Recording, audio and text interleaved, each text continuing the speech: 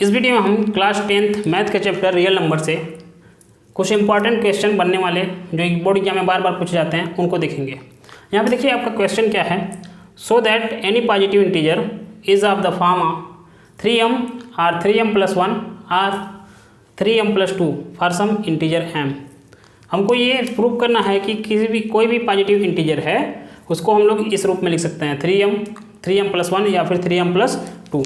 देखिए previous lecture में मैंने पढ़ाया था आपको फॉर्म ऑफ पॉजिटिव इंटीजर। क्या पढ़ाया था? Form of positive integer. अगर आपने उस वीडियो को नहीं देखा है तो कृपया इस वीडियो को मत देखिए, क्योंकि अगर उस वीडियो को नहीं देखेंगे तो ये सवाल आप कर नहीं पाएंगे, आपको समझ में भी नहीं आएगा।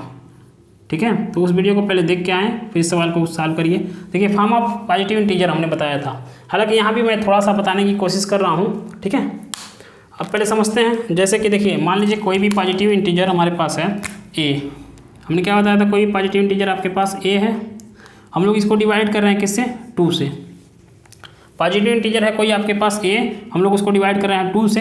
तो इक्वल डिवीजन लेम्मा हमारा क्या होता है? a = bq + r। और जहाँ r की वैल्यू होती है, r की वैल्यू क्या होती है? r is greater than r = 0 और लेस देन b।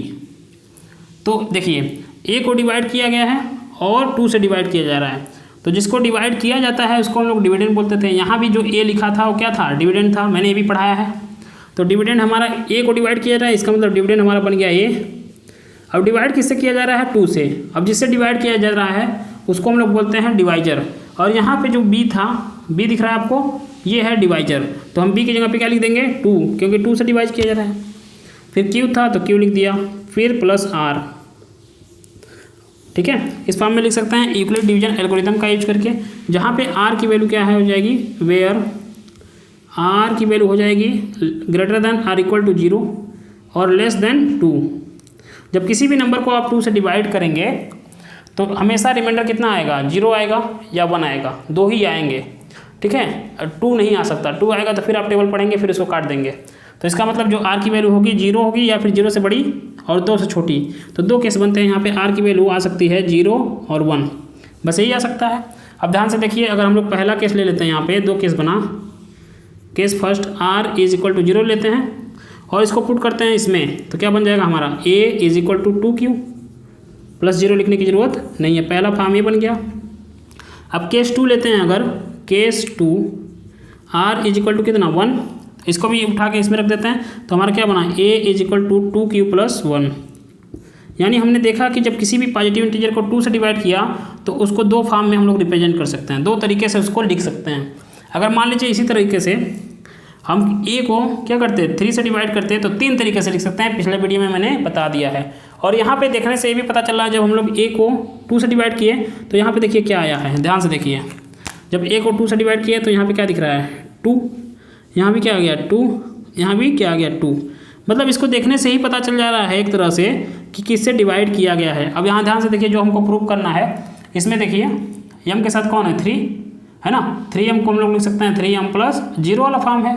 इसका मतलब डिवाइड किससे किया गया है? 3 से, तभी तो आया है। जैसे यहाँ पे जा रहा था देखिए 2 आया था तो 2 से डिवाइड किए थे, तो यहाँ भी देखिए क्या है? 3m+1, यानी डिवाइड किससे किया गया? 3 से।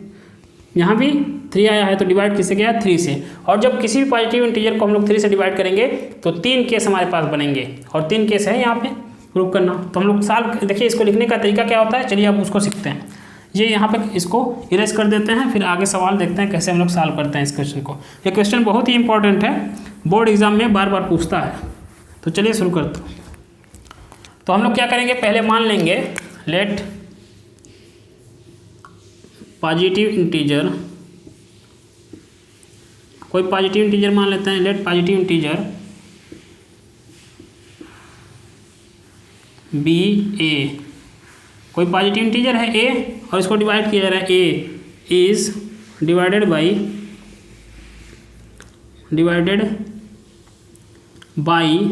b = कितना मान लेते हैं? किससे डिवाइड किया गया है? देखिए ध्यान से, कोई एक इंटीजर मान लीजिए पॉजिटिव a और डिवाइड किससे किया गया है? इसको देखने से ही पता चल जा रहा है, किससे? 3 से। तो हम लोग लिखेंगे 3। लिखने का तरीका क्या होगा? Let positive integer b a is divided by 3। हम लोग a पॉजिटिव इंटीजर है, उसको हम लोग 3 से डिवाइड किए तो 3 केस बनेगा, है ना। हम लोग उसको कैसे रिप्रेजेंट कर सकते थे, हमने सीखा था प्रीवियस लेक्चर में कि जब भी किसी नंबर को 3 से डिवाइड करेंगे तो हम लोग उसको 3 फॉर्म में 3 रूप से 3 तरीके से लिख सकते हैं। क्या लिख सकते हैं, ध्यान से देखिए। यूक्लिड डिवीजन एल्गोरिथम से हम लोग लिख सकते हैं, यहाँ पे ए को डिवाइड किया गया, ये डिविडेंड हो गया, ए इज इक्वल टू डिवाइड किया गया है 3 से, तो 3 आपका डिवाइजर हो गया, तो 3 के साथ 3q प्लस r। ये है यूक्लिड डिवीजन लेम्मा का यूज करके हमने लिखा, जहाँ r की वैल्यू क्या होगी, greater than r equal to 0 और लेस देन 3 से डिवाइड किया गया तो 3 से छोटी। जिससे डिवाइड किया जाता है रिमाइंडर हमेशा उससे छोटा आता है, ठीक है। तो यानी r की वैल्यू यहाँ पे आपको मिल सकती है क्या, 0, 1 और 2। 0 के बराबर या फिर 0 से बड़ी और 3 से छोटी, तो 0, 1, 2 3 केस बनेंगे इसमें। तो देखिए हम लोग लिखते हैं पहला केस फर्स्ट में क्या ले लेते हैं, केस फर्स्ट में अगर हम लोग ले लेते हैं r इज इक्वल टू 0 तो हमें क्या मिल जाएगा, 0 r इज इक्वल टू 0 इसमें पुट कर देते हैं, तो a इज इक्वल टू आ गया आपका क्या, a इज इक्वल टू आ गया आपका 3q, है ना। a इज इक्वल टू क्या आ गया, 3q। अब हमको क्या प्रूव करना था कि प्रूव करिए कि 3m है, इस फॉर्म का है। अब ध्यान से देखिए यहाँ पे जो q दिख रहा है, q कोशिएंट है, q क्या है, कोशिएंट है, q एक कोशिएंट है। अब ध्यान दीजिए कोशिएंट कभी भी आपने देखा होगा तो हमेशा प्लस में आता है, ठीक है, एक पॉजिटिव इंटीजर होता है। हम लोग चाहेंगे तो q क्या है, एक पॉजिटिव इंटीजर है। अब चाहें तो इसकी जगह पे कोई भी पॉजिटिव इंटीजर m लिख देते हैं और यहाँ पे दिखा देंगे a is equal to 3m, और यहाँ पे आपको ब्रैकेट में दिखाना पड़ेगा, क्या दिखाना पड़ेगा कि m is equal to q, क्योंकि दोनों क्या है, पॉजिटिव इंटीजर, और q भी m is a positive integer, m is positive integer, हाँ दोनों लिख रहे हैं, सॉरी, ये हो जाएगा पॉजिटिव इंटीजर, ठीक है। यहाँ पे देखिए a is equal to 3q आ गया था, q जो था हमारा कोशिएंट था और कोशिएंट हमेशा पॉजिटिव होता है। तो यहाँ पे m भी हम लोग क्या लिख दिए, m is equal to q लिख दिए, q की जगह पे m लिख दिए और ये दिखा दिए कि m भी एक क्या है, पॉजिटिव इंटीजर है। अब q की वैल्यू हमको पता नहीं है, q की वैल्यू हमको पता नहीं है तो वहाँ पे कोई भी पॉजिटिव इंटीजर लिखे, तो इसलिए m is equal to q मान लिया और q की जगह पे m लिख दिया, ये आ गया। अब दूसरा केस लेते हैं, r इज इक्वल टू 1। इसमें बहुत लोगों को कन्फ्यूजन होता है क्यों m लिख दिया गया, फिर से ध्यान से समझिए। केस सेकंड लेते हैं फिर उसमें बताते हैं। केस सेकंड में r इज इक्वल टू क्या लिखेंगे, 1। जब r की वैल्यू 1 हो जाती है तो हम लोग क्या लिख सकते हैं, हम लोग लिख सकते हैं कि r की वैल्यू उठाएंगे, इसमें पुट करें, तो देखिए क्या हो गया, a is equal to 3q plus 1, है ना, a is equal to 3q plus 1। अब हम लोग क्या कर सकते हैं, q की जगह पे क्या लिख सकते हैं, m लिख सकते हैं, क्योंकि q एक पॉजिटिव इंटीजर है और q भी एक क्या है, पॉजिटिव इंटीजर है। तो हम लोग चाहें तो यहाँ पे आगे इसको लिख सकते हैं, a is equal to 3m plus 1, और यहाँ दिखा देंगे कि m is a positive integer, m is क्या है, पॉजिटिव इंटीजर, ऐसे लिख सकते हैं।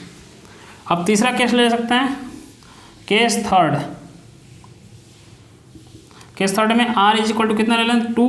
r की वैल्यू इसमें पुट कर देते हैं तो हमको मिलेगा a इज इक्वल टू, हमको मिलेगा a is equal to 3q plus 2, है ना।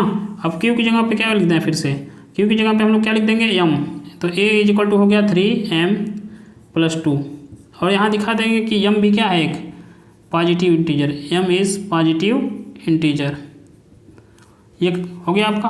अब यहाँ पे इसको मान लेते हैं हम लोग इक्वेशन नंबर फर्स्ट, इसको मान लेते हैं इक्वेशन सेकेंड और इसको मान लेते हैं इक्वेशन थर्ड, ठीक है। अब यहाँ पे हम लोग लिख सकते हैं, यहाँ पे लिख सकते हैं from equation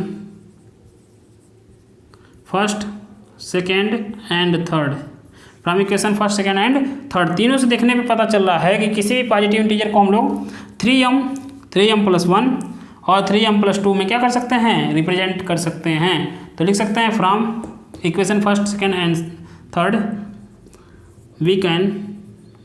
we can say that any positive integer can be represented in the form of 3m, 3m plus 1 और 3m plus 2। ये आपका क्या हो गया, प्रूव हो गया। यहाँ पे यहाँ लिख सकते हैं हैंस प्रूव्ड। अगर वीडियो अच्छी लगी हो तो प्लीज़ चैनल को सब्सक्राइब करिए, लाइक करिए और खूब शेयर करिए। Thank you for watching.